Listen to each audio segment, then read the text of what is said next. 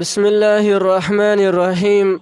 نن به زه د هغې کس په باره کې بیان کوم، د هغو د فضیلت په باره کې بیان کوم کوم یو انسان چې د مازدیګر د لمانځه نه مخکې 4 رکعاته نفل کوي.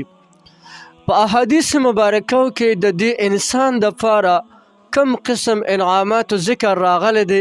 نن به زه تاسو ته د هغې بیان کوم.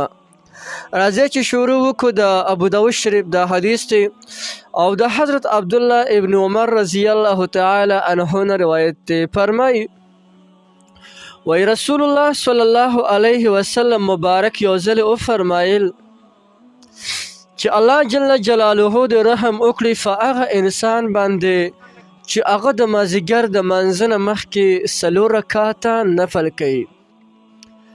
نو رسول الله صلی الله علیه وسلم مبارک دې کس ته د رحم دعا کړې ده.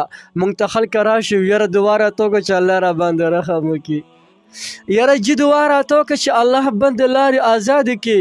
یا زما دعا او یا د محمد رسول الله صلی الله علیه وسلم مبارک دعا ده.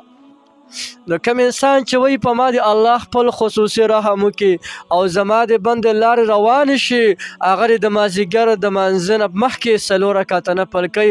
رسول الله صلی الله علیه وسلم مبارک ورته دعا کړې ده الله دې پرې رحم وکړي.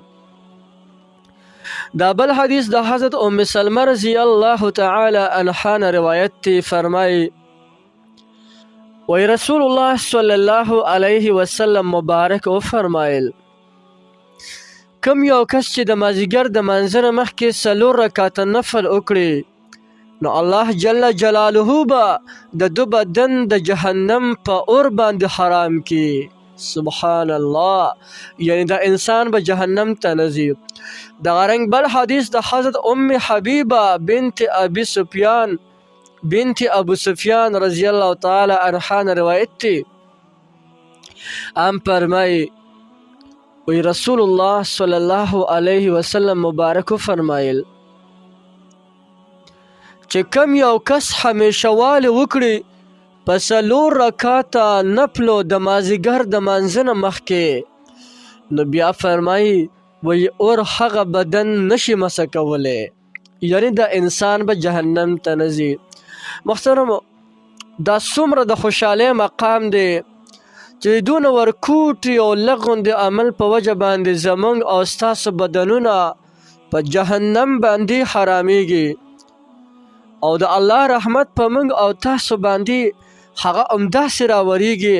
نو بیا موږ هم پکار دی چې دا سعادت او دا خوشحالي د خپل ځان دپاره خپله کړو او په دې مونځ باندې ټول 15 منټه نه لګي.